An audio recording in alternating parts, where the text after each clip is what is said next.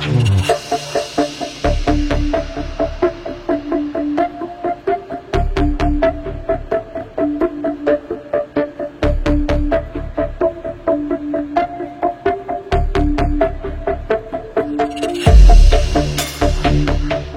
একটি খাবারের উপরে থুতু নিক্ষেপ করে, এটা আসলে একজন ওয়েটারের জন্য কষ্টদায়ক হয়। এই মেয়েটিকে একেবারে সাজানোভাবে পাঠানো হয়েছে।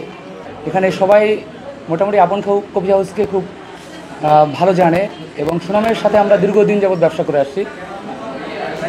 হঠাৎ একটি কুচক্রী মহল, যারা আমাদের সুনামকে নষ্ট করার জন্য পায়তারা করছে, আমাদের দোকানের সামনে একটু ফুড কার্ট দেওয়ার চেষ্টা করে।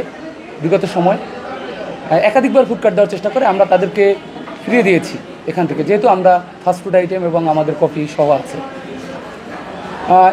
এরই প্রেক্ষিতে ওই ঘটনার 1 মাস পেরিয়ে যাওয়ার পরে গত 11 তারিখে পরিকল্পিতভাবে, আপনারা যে ভাইরাল একটি ভিডিও দেখেছেন, যে মেয়েটির ছবি দেখেছেন, সেই মেয়েটি মূলত এখানের দোকানদার যারা আছে, যারা ব্যবসা করছে, অনেকে চিনে একে।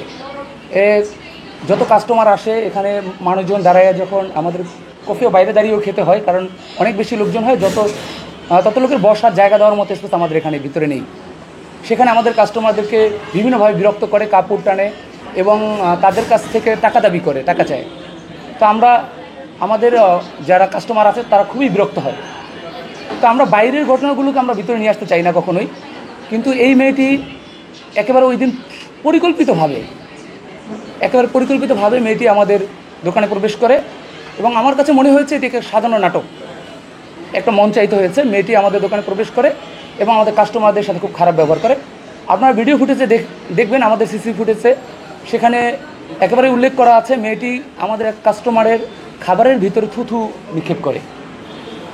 একজন ওয়েটারের কাছে তার কাস্টমারের খাবারের উপরে যদি থুথু নিক্ষেপ করা হয়, সেটা তার জন্য কতটা কষ্টদায়ক হয়, সেটা আসলে একজন ওয়েটার ছাড়া কাউকে বোঝানো সম্ভব নয়।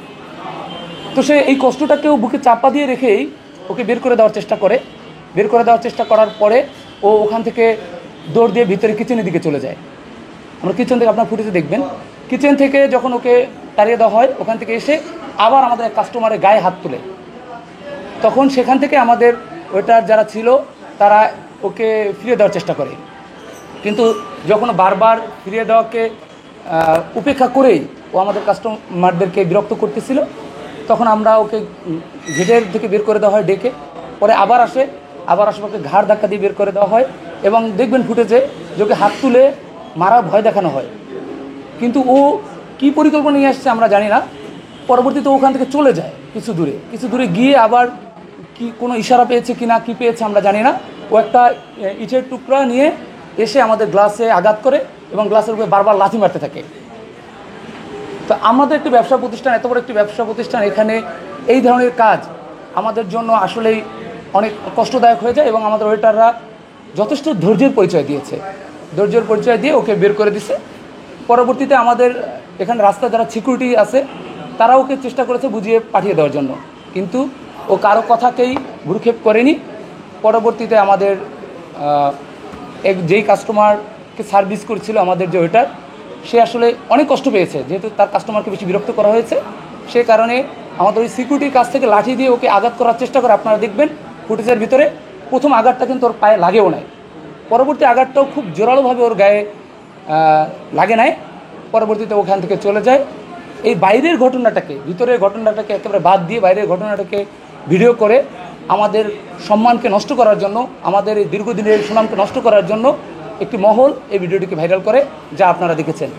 আমরা বিশ্বাস করি আপনারা আমাদের পুরো ভিডিও ফুটেজ, সিসিটিভির আওতায় যেহেতু আমাদের প্রতিষ্ঠান, আমাদের ভিডিও ফুটেজগুলো আপনারা যদি দেখেন তাহলে আপনাদের কাছে একেবারে পরিষ্কার হয়ে যাবে মেয়েটি আসলে হয়তো কোনো চক্রের একটা ছিন্নমূল একটি মেয়ে। সেই ডিস্টার্বটা সব জায়গায় করে। সেই ছিন্নমূল মেয়েটিকে হয়তো কেউ সাজিয়ে পাঠিয়েছে আমাদের সুনামকে নষ্ট করার জন্য। আমার মাও একজন মেয়ে, আমার বোন মেয়ে, আমার স্ত্রী মেয়ে। তাদের প্রতি রেসপেক্ট, সম্মান আপন কফি হাউস দীর্ঘদিন করে আসছে, সব সময় করছে। এরকম ঘটনা কখনো ঘটেনি। ইভেন তৃণমূল যে ছেলেপান আসে তাদেরকে আমরা খাবার দিই এখান থেকে বিভিন্ন সময়, তাদের প্রতি আমাদের সহানুভূতি আছে। কিন্তু আমার কাছে মনে হয়েছে এই মেয়েটিকে একেবারে সাজানোভাবে পাঠানো হয়েছে। নয়তো একটি খাবারের উপরে থুতু নিক্ষেপ করে, এটা আসলে একজন ওয়েটারের জন্য কষ্টদায়ক হয়। কিন্তু তারপরে আঘাতটাকে আমরা ওর গায়ে যে হাত তুলেছে সেটাকে আমরা কখনোই সমর্থন করি না। সেই জন্য ওরকে আমরা শাস্তিমূলক যে ব্যবস্থা আমাদের প্রতিষ্ঠানের নিয়ম অনুযায়ী সেটা ওর বিরুদ্ধে ব্যবস্থা নিব। আর আপনারা যেটা প্রশ্ন করেছিলেন যে মেয়েটি ছিন্নমূল মেয়ে, তাহলে সে এত সাজানো গোছানো পোশাক কোথায় পেল? আমার কাছেও সেটা আশ্চর্য লেগেছে, কারণ এই মেয়েটিকে আরও দীর্ঘ সময় বিভিন্ন সময় আমাদের দোকানে এসেছিল, কিন্তু এভাবে দোকানের সামনে এসেছিল, কিন্তু এভাবে কখনো তাকে এত সুন্দর পোশাকে আমরা দেখিনি। এবং আপনারা এই দোকানে যে প্রবেশ করেছে, আপনারা সেই জিনিসটা দেখলেই বুঝতে পারবেন যে খুব সুন্দরভাবে এবং দ্রুত গতিতে সে আসছে। মনে হচ্ছিল তার একটা এজেন্ডা, সেটা সে বাস্তবায়ন করে চলে যাবে। এই জন্য আমার মনে হয়েছে যে এই পোশাকগুলো তাকে কেউ হয়তো সংগ্রহ করে দিয়েছে এবং তাদের যে এজেন্ডা সেটা বাস্তবায়ন করার জন্য।